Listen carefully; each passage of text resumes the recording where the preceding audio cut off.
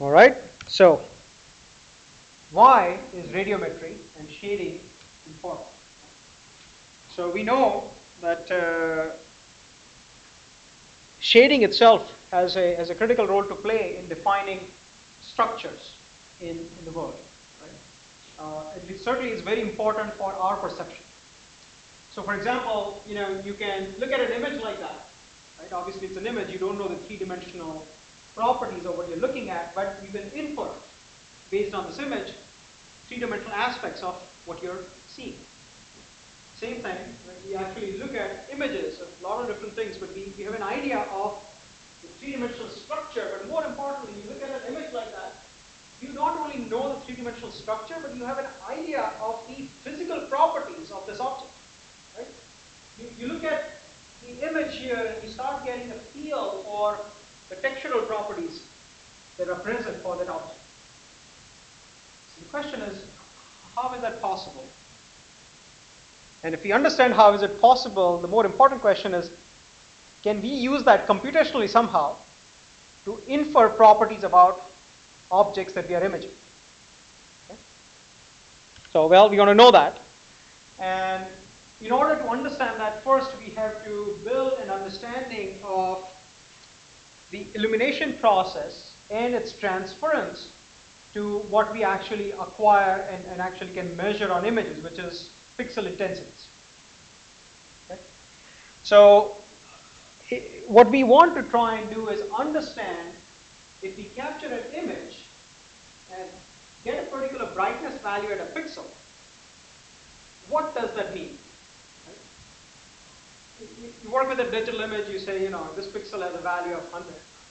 What does 100 mean, right? What is the relationship of the value that you have on the pixel with respect to a particular object that's sitting out in space that you've just imaged? Okay. Now, of course, if we want to understand that, we have to understand a little bit about the illumination as well as the radiometric transformation process. So now, let's say that we have some point on a particular object in space, in the 3D space.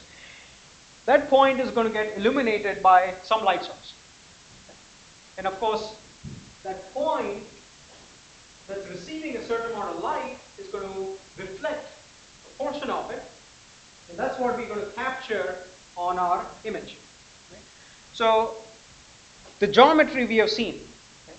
So we have seen the geometry that we have a point P in space. We understand the relationship of the geometric transformation it undergoes, and what is the relationship of point P in space to its projection P prime. We've already studied that. Right? But what we have not studied is the illumination or the intensity at which a particular amount of light is being transferred through the lens and onto our imaging plane. So in order to build a model that can describe that, we have to study a variety of things. One, we have to understand a little bit about the properties of the light source. Right? We have to understand a little bit more about the surface reflectance properties of any object in space that we are actually trying to image. We also have to understand about the shape of that surface, because that's going to dictate the orientation at which a certain amount of light is going to reflect off of that surface. Obviously, we have to understand the properties of the optics. We have to understand a certain amount of characterization of the camera that we are using, more specifically the exposure, right? Because we know that the longer the exposure, the more amount of light we are integrating. So we have to understand how that relates into this whole process. And then there are sensor characteristics. And when I talk about sensor characteristics, we are truly talking about the actual conversion process in terms of the amount of light captured, and the process of digitization that allows us to translate that into some pixel value, intensity value on a pixel. All right, so let's first define some basic terms as we try to understand what is this relationship. So the two basic components that we have to understand is radiance and irradiance. Okay? Radiance is essentially the energy that is carried by a particular ray of light. Okay? And more often than not, we define that in terms of power. Okay? Power per unit area that is actually perpendicular to the direction of travel of the light. Okay? And it's subtended by a specific unit angle. Right? A solid angle subtended in space. And the units that we typically describe this is in watts per square meter per steradian.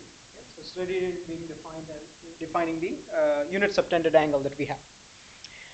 Irradiance, on the other hand, is actually the energy that is arriving at a particular surface.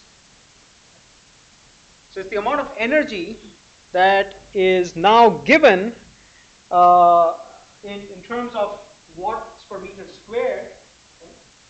And it can be measured as a relationship between the irradiance that you measure and the radiance of a particular ray of light. So the way to think of this is that if you have a ray of light coming in, one, the radiance is going to be described by the angle subtended with respect to the surface on which this particular ray is incident, and it's going to be integrated in order to compute the power over the solid angle, the unit angle that it subtends. So this particular ray of light carries the amount of energy that is equivalent to everything within that cone. And of course, we are describing that with respect to what falls on an area that is perpendicular to the ray of light.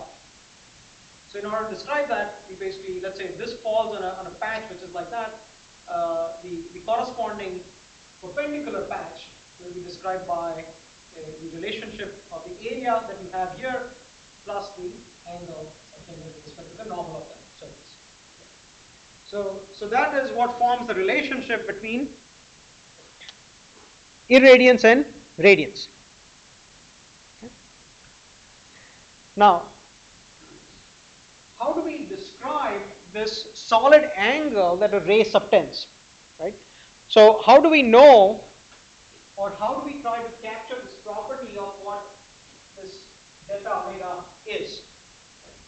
So the delta omega is coming from some light source. Okay. Now, if I assume that that light source is some unit sphere somewhere, then I can think about defining that light source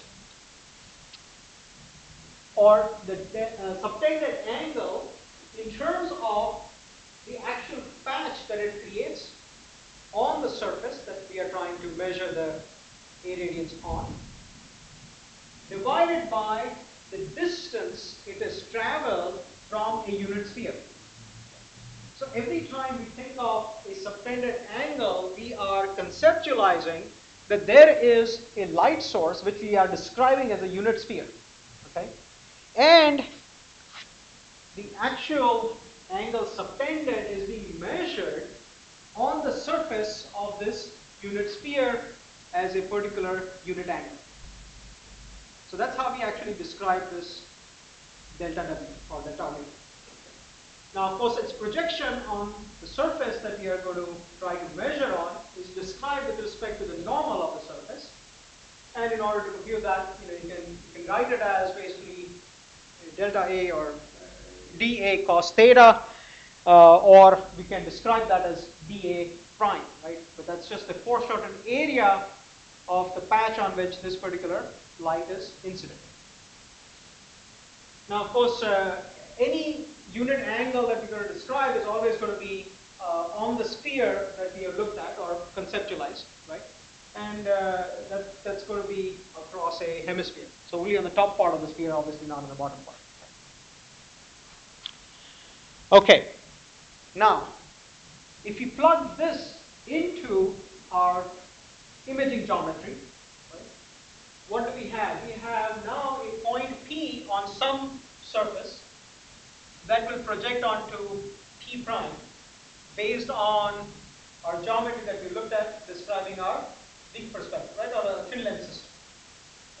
So this would be a thin lens system. We know the relationship between P and P prime. What we want to now describe